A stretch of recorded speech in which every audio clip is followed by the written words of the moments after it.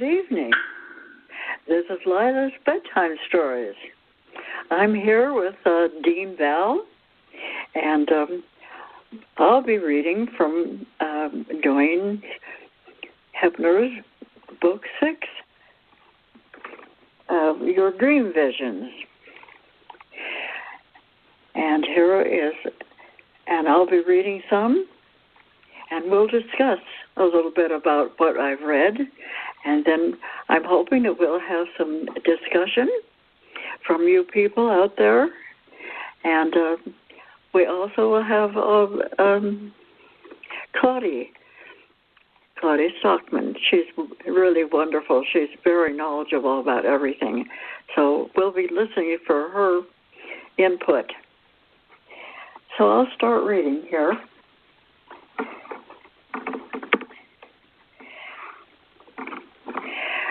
With this world as it is today, with what is seen on the surface with the senses is a distraction and an illusion for the most part, but humans being what they are, accept the distortion as their only reality.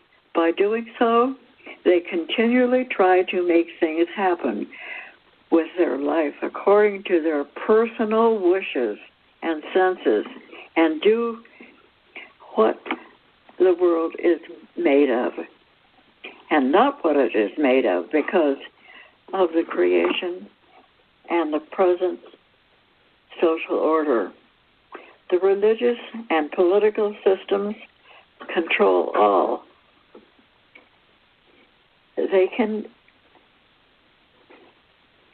All they can do is take the place.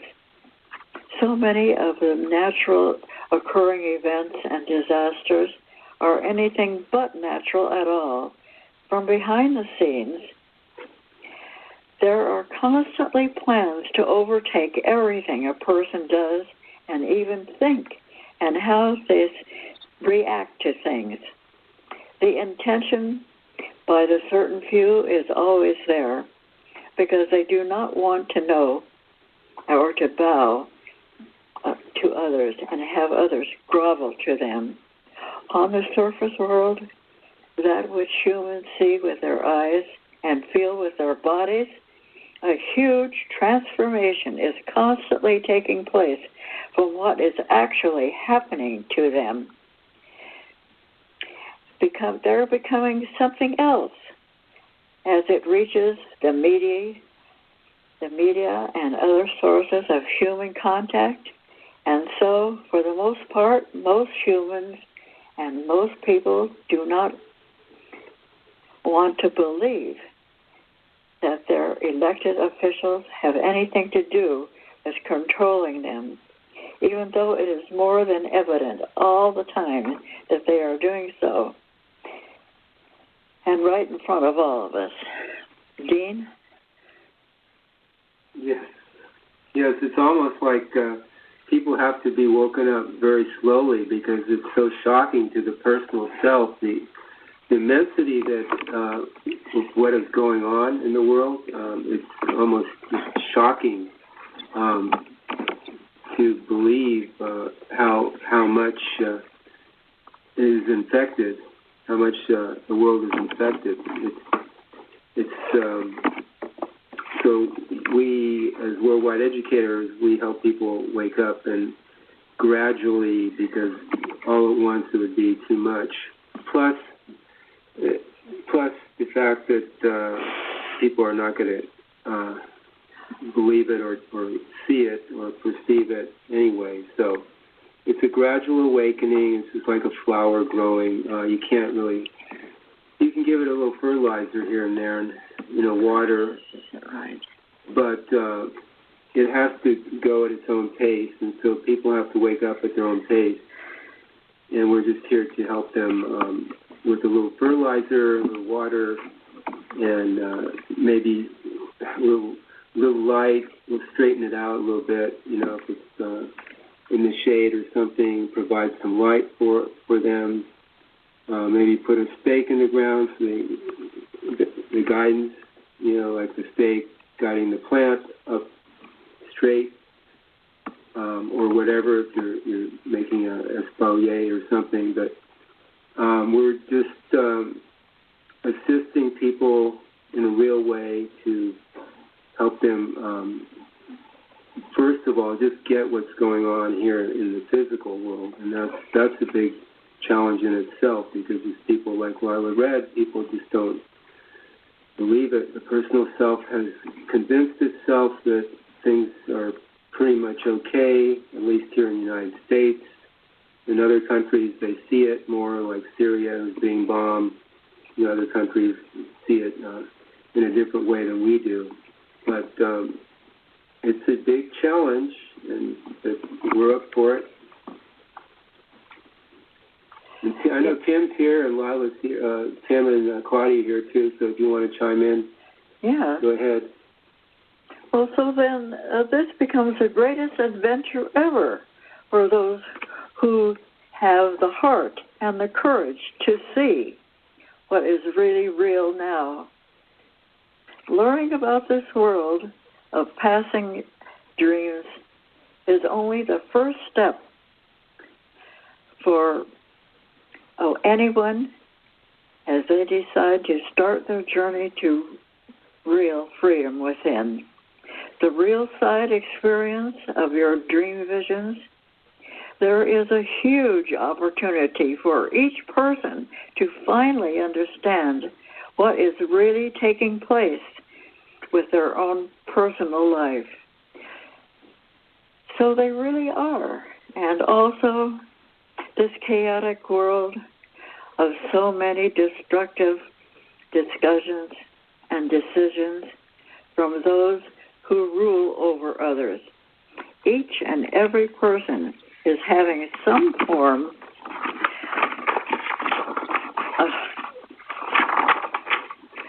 of vision or dream. We do dream at night, whether we think we do or not. We do dream. The guides are always with us.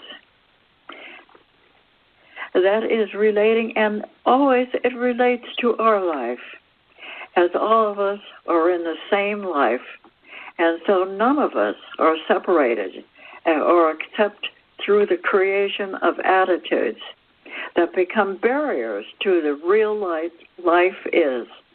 Before this solid world was here, it was a vision and a dream from somewhere that has now become so. Of course, humans have overdeveloped what they term as the literal self, and what they see as something of an intelligent nature according to the lifestyle of today. And with all this taking place, the real guides do have a huge challenge to get through all the encumbrances most people have created for themselves, mainly on the astral and the mental levels. There is no invented theory attached to what the real guides are capable of, and providing demonstrations in a person's dream vision and analyzing their real experiences. The information provided by the real guides on dream visions is the oldest unspoken language in the world. The real universal guides started with the creation of the physical realm by the All-Is, and have been here ever since. There are many saints, masters, angels, and other individuals who assist mankind on a daily basis, but they are not direct with the All-Is. And the real truth and real freedom, that is the prime position of those who are super aware beings. The misconception the masses have been indoctrinated with over the centuries as mankind evolves is that of the space gods who have and are looked up to today in the sky and the dark, dusty realm. And so it is that a great misconception has been created from the unaware and dimly lit past.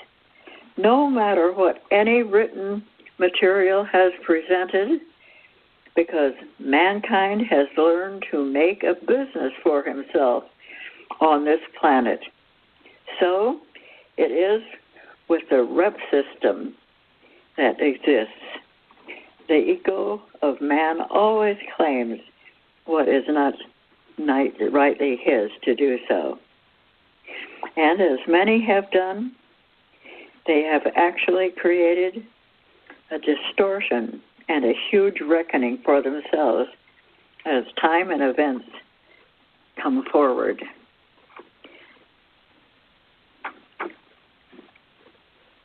Is Tim? Well, Tim, he has come on. We've been trying to get you on for such a long time this evening, and we're so happy that you're here. Please go ahead. Tell us what. Hi. Tell us a story. A bedtime story. Can you hear me? Okay. Can you hear me? Yes. Okay. Please go ahead. All right. I was just thinking about how it is right now on Earth, and with all the pollution and the impure air and water. And I was thinking, well, these psychic tricks or powers, probably the universal guides could do those kind of things, and they could purify the air, and they could purify the water, and they could clean up the big mess that all the humans have made on this earth. But then when everything is pure again, the humans would just do the same thing, mess it all up again. We wouldn't have learned our lesson. So there'd be no sense in changing the way it is until people are ready to be aware of the effects of what they cause. Is that just something that came to mind? Is there a pill somewhere? Yeah, that's a good point, Tim, because the real guys could do something, but they would like us to get this and get the experience and do it ourselves, because then we become, the experiencer and more aware through that process. But it's true, they have the capability of doing amazing things, but then we don't get that experience. I know Claudie's here too. Maybe she has something to share. Hi, this is Claudie from Texas. I agree with you guys how we look at things. Sometimes we just choose to ignore what we see right in front of our eyes, or maybe we're too frightened to acknowledge it. That happens to adults. When I was a little kid and we'd have I'd wake up from a nightmare or something like that, go crying into Mom or Dad or something, and Mom would take us into the kitchen and make a half a peanut butter sandwich or something and put it in the toaster so it'd be all warm, and a little glass of milk. And while eating or consuming that little snack, Mom would say, okay, tell me about your dream. And I would say, oh, it's a big monster, and it had arms, and it was grabbing me and chasing me. And everything. She says, well, and she had made a little wand out of a stick and cut out a little star and put sparkles on it and little tassels on it. And she says, well, I'm going to take out my magic dream wand, and we'll change the dream. And so I would be listening to her all wide-eyed and going, how are you going to do that, Mom? Oh, she said, presto changeo. We're going to change this monster to butterflies, or a little kitten, or a puppy, or maybe a little deer or a bunny. and we'll watch and see where it goes in the forest. That's magical, with beautiful trees and flowers and gorgeous sunshine, all feeling wonderful. And she said, "Can you feel the sunlight on your shoulders?" Like a famous song written not too long ago. The sunlight on my shoulders, it feels so wonderful. And so by doing that one little thing, when my mom passed, I went and found that little wand she had stored in a closet somewhere, and I took it and I kept it for my children, so that when they had a terrible dream that frightened them, I'd do what my mom did and change the dream from scary to pretty, where we would go and chase little fawn deer around the forest or something, and pet them and hold the kitty or the little puppy, and it would make the time pass while we ate our little peanut butter sandwich and our tummies were full and we were now cheered up and ready for bed. And Mom would always walk us back to the bed, get in, tuck us in, and she said, "Now finish that dream with all these wonderful animals that you see, and go smell the flowers in the forest." And with that, she would turn out the light and leave the room. So I did the same for my children. And it was magic how you can change something horrible and scary and frightening into something warm and beautiful and enticing. And it makes everybody happy. Not the happy in the kind of sense, oh, wow, we're happy.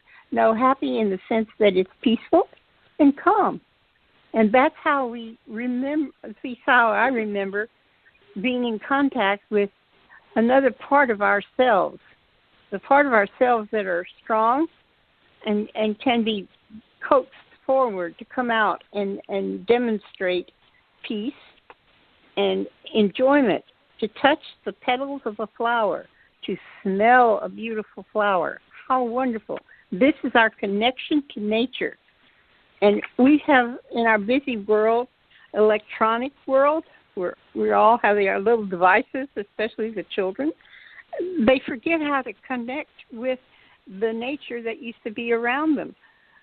Go out and feel the grass, touch a tree, feel the leaves of a plant. As you touch things, and that's one way we can communicate, we can send a feeling through our fingers to the plant.